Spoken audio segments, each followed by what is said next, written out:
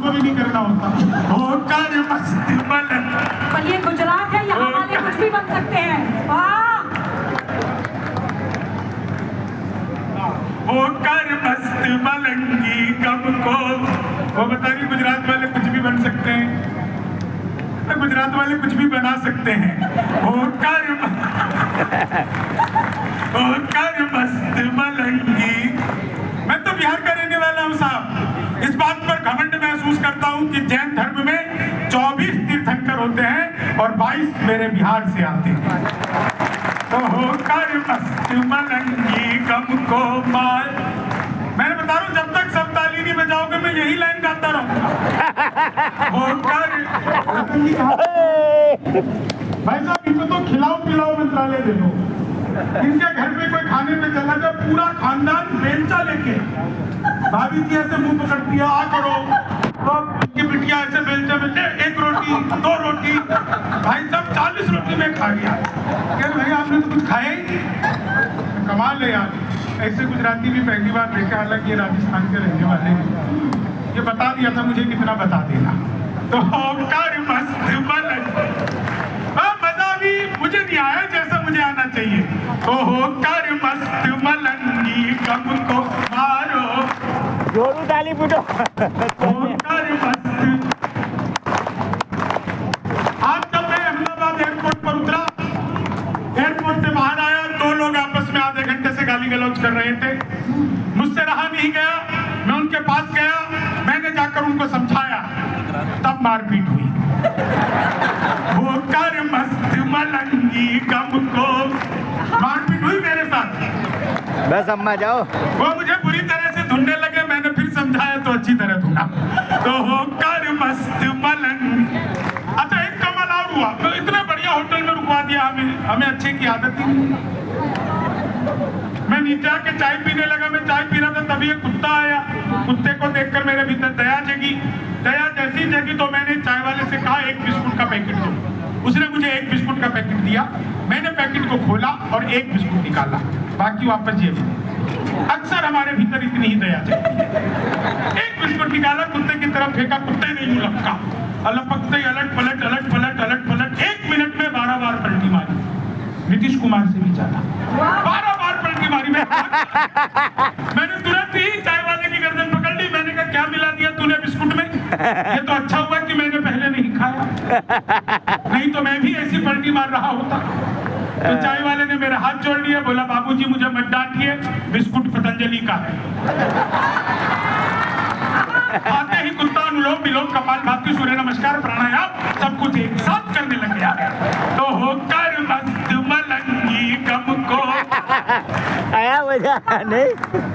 मैं राजनीति पर कोई बात नहीं करता, बस मैंने पिछले दिनों मोदी जी से पूछा। मैंने कहा मोदी जी आपकी नीयत क्या है? मोदी जी बोले मेरी नीयत पाक साफ है। होकर मस्त पिछले दिनों चीते भारत आए थे सर। मैंने चीते से भी पूछा, मैंने कहा तुम भारत आ रहे हो, तुम्हें यहाँ आते हुए डर नहीं लगा? बोले नहीं, हम वहीं से बीजेपी ज्वाइन करके आए हैं। तो होकर मस्त मलंगी गम। एक आदमी मिला, बोला यार ये मोदी जब से आया देश 500 साल पीछे चला गया। मैंने कहा योगी को आने दे, त्रेता युग में ले जाएगा। तो होकर मस्त मलंगी गम को मार। एक बार मैंने अपनी सगी पत्नी से पूछा, मैंने कहा क्या मैं तुम्हारे सपनों में आता हूँ? बोली नहीं, मैं हनुमान चालीसा पढ़कर सोती हूँ। तो होकर मस्त मलंगी। महिलाएं कितना हंस रही हैं। एक रिक्वेस्ट करूं, घर पर भी ऐसी रहा करो। होकर मस्त मलंगी। आदमी कितने खुश हो गए। बोले भाई साहब उनकी बात तो आपने अब कही है कि होकर मस्त। महिलाओं को खुश करना दुनिया का सबसे मुश्किल काम है। 1000 तरीके अपना लो, महिलाएं खुश हो ही नहीं सकती।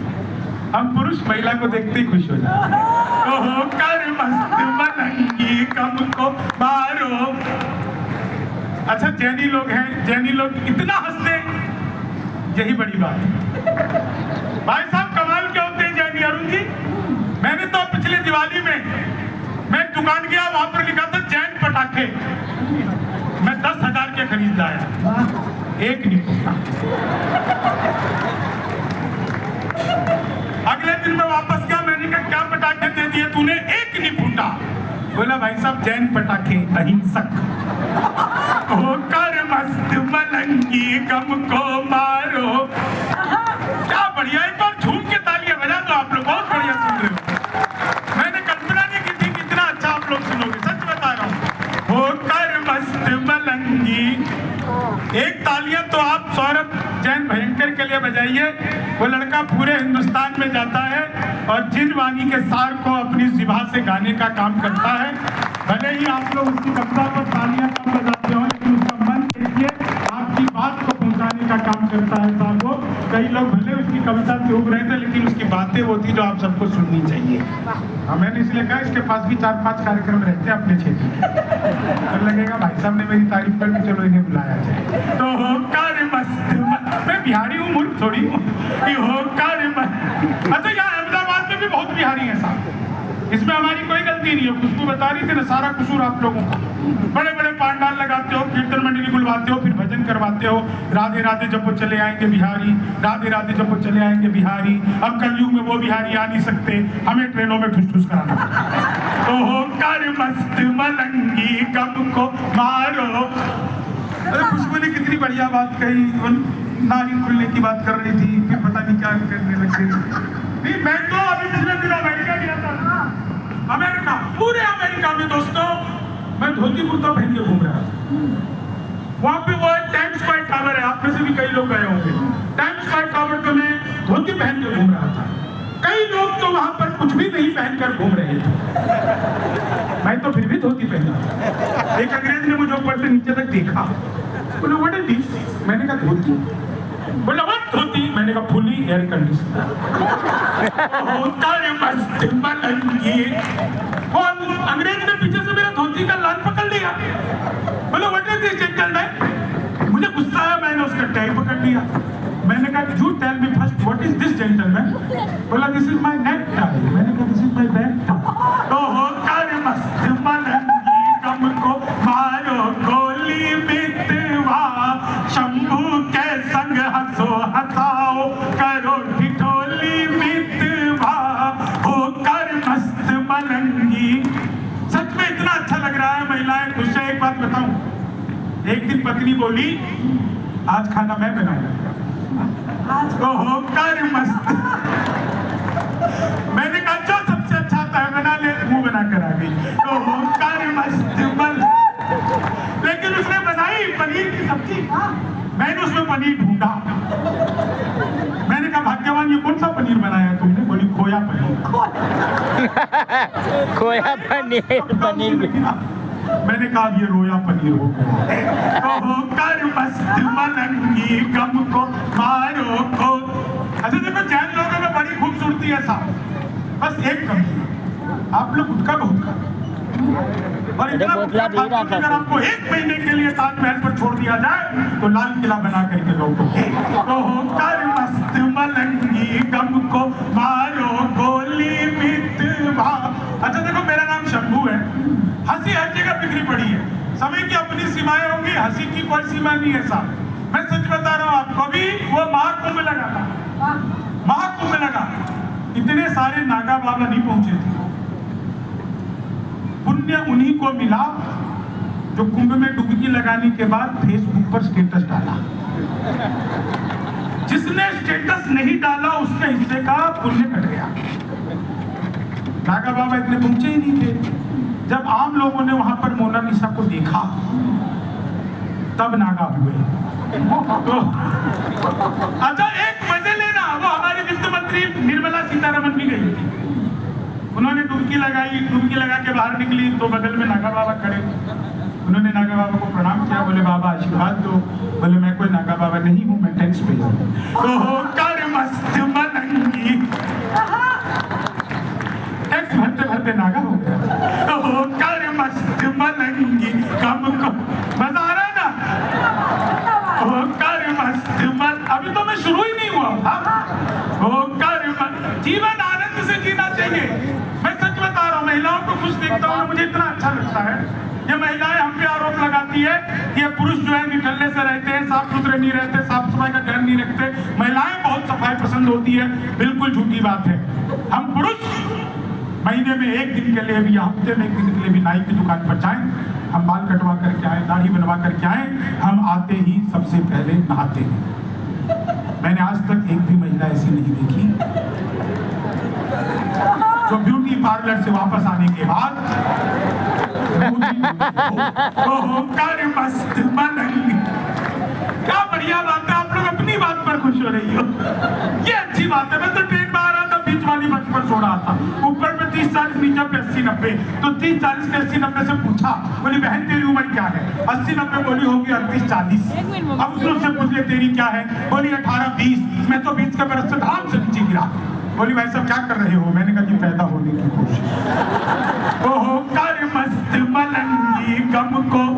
मैं तो अद्भुत कवि हूँ। क्लास में अध्यापक आए, बोले कौन बेवकूफ है, खड़ा हो जाए। तो मैं खड़ा हूँ। बोले तुम बेवकूफ हो। मैंने कहा नहीं सर, आप अकेले खड़े अच्छे नहीं लगते। ओहो कर मस्त सच बता रहा हूँ, हिंदी का अध्यापक आए, बोले आमंत्रण और निमंत्रण में क्या फर्क है? मैंने कहा जो निमंत्रण नीम के पेड़ के नीचे से दिया जाता है उसे निमंत्रण कहते हैं, जो आम के पेड़ के नीचे से दिया जाता है उसे आमंत्रण कहते हैं। तो होकर मस्त। हिंदी का अध्यापक ने फिर पूछ लिया, बोले लड़की में बड़ी की मात्रा है कि छोटी की? मैंने कहा पहले लड़की दिखाओ। तो होकर मस्त। सच बता रहा हूँ आपको। हिंदी वाले ने फिर पूछा, बोले राहुल गांधी देश के प्रधानमंत्री बनेंगे, इसमें कौन सा अलंकार है? मैंने कहा असंभव अलंकार है। तो होकर मस्त। और गणित वाला आ गया, बोला मैंने तुम्हारे पिताजी को 2000 रुपए 6% ब्याज पर 10 दिन के लिए दिए, तो 10 दिन बाद कितना लौटाएंगे? मैंने कहा वो नहीं लौटाएंगे। बोले क्यों, तुम्हारे पिताजी गणित नहीं जानते? मैंने कहा जी आप मेरे पिताजी को नहीं जानते, तो आज तक एक का नहीं लौटाया। तो होकर मस्त। सच बता रहा हूँ, अभी कोरोना का काल चल रहा था, ये सौरभ भाई, अच्छा कोरोना मुझे भी हो गया था। कई लोगों को लगता है ये झूठ बोल रहा है, ये तो खुद कोरोना से लगता है, इसको क्या कोरोना हो सकता है? लेकिन हुआ था। कई बार कई चीजें सगे भाई को भी हो जाती है, तो मुझे हो गया था।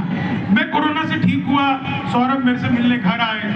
मैंने कहा यार ये आदमी मुझसे मिलने कोरोना में, इसके स्वागत में मैंने खीर बनाई, ये खीर खाए। मैंने कहा यार और लो। बोले नहीं और नहीं चाहिए। मैंने कहा अच्छी नहीं बनी क्या?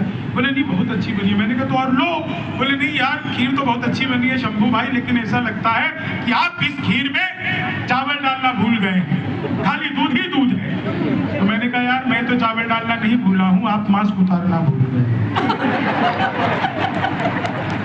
मास्क पहन के खीर खा।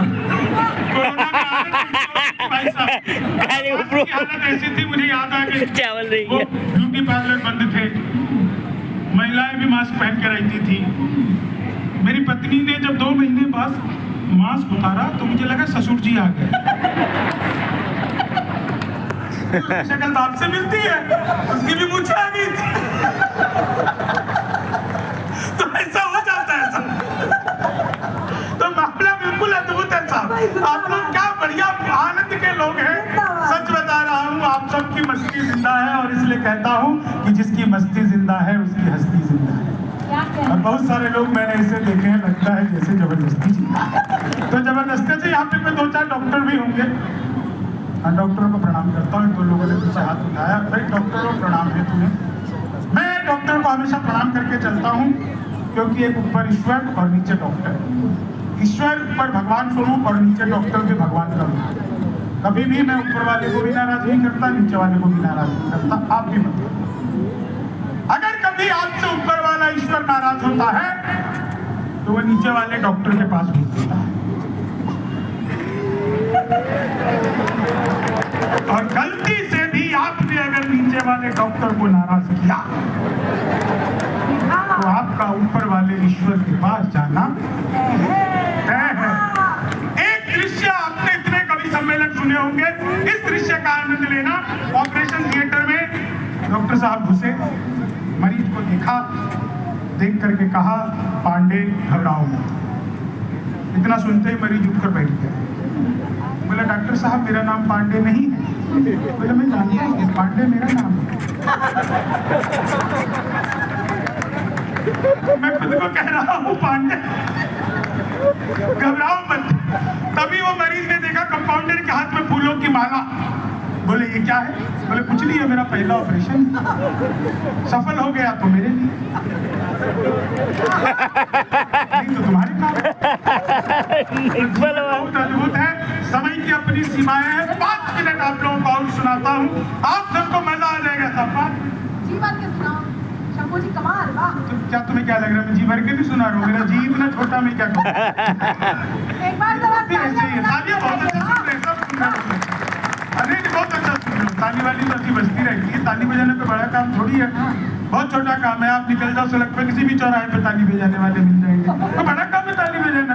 आप लोगों से मैं कहूँ ताली बजाओ, कोई लगता ही नहीं आप मुझे ताली बजाने वाला। मैं काहे को कहूँ कि ताली बजाओ, लेकिन आप ताली बजाओ, एक बार जोरदार ताली बजाओ सब। कई लोग को भावुक होकर के नहीं बजा रहे, उन्होंने पर्सनली ले लिया इस बातों को। पर्सनली कुछ नहीं लेना होता। मैं आपको एक कविता विशेष सुनाता हूँ, आप लोग बहुत अच्छा सुन रहे हैं। बहुत सारे लोग मोबाइल से मेरा फोटो खींच रहे हैं। मैं आप लोगों को बता दूं, मेरा डिजिटल कैमरे से भी नेगेटिव आता है। मेरी फोटो खींच करके आपको कोई फायदा नहीं होगी। बिल्कुल सच्ची घटना बता रहा हूँ। इन फोटोग्राफरों का क्या हाल होता है, 4 लाइन कि लेनी थी जीत हमने मगर मात ले लिए, लेनी थी जीत हमने मगर मात ले लिए। इसका इको इतना मत खोलो भाई, माइक वाले इको कदर है, इसका इको इतना मत खोलो। देखो इको में क्या होता है ना, आवाज गूंजती है, एक आवाज 3-3 बार आती है। मेरा एक दोस्त है असलम खान, उसका भी साउंड का काम है। वो चेक कर रहा था एक बार, तो चेक करते करते ऐसे बोले हेलो हेलो हेलो, एक बार उसके मुंह से निकल गया तलाक। पूरे मोहल्ले का एक साथ हो गया। तो इस माइक का तलाक तलाक तलाक। माइक को देखो क्या है, ये माइक को एक जगह सेट कर दो और ये समझो ये तुम्हारी पत्नी है। दिक्कत ये होती है माइक को प्रेमिका समझ के कभी इसको बोलो। वो तो मैं माइक बराबर नहीं बेलेज क्यों आवाज। ऐसा नहीं करो, बहुत अच्छा माइक है, साउंड सिस्टम बहुत अच्छा है। इको इतना मत करो कि आवाज मेरी गुनगुन, क्या होता है ना इको में आवाज गूंजती है, तो मुझे लगता है मैं और मेरे पिताजी एक साथ हैं। तो लेनी थी जीत हमने मगर मात ले लिए, लेनी थी जीत हमने मगर मात ले लिए। कितने हसीन देखिए जज्बात ले लिए, दूल्हा बेचारा रील बनाने में रह गया, दुल्हन ने मेरे पंडित जी के साथ ले लिए, दुल्हन ने मेरे पंडित जी के कि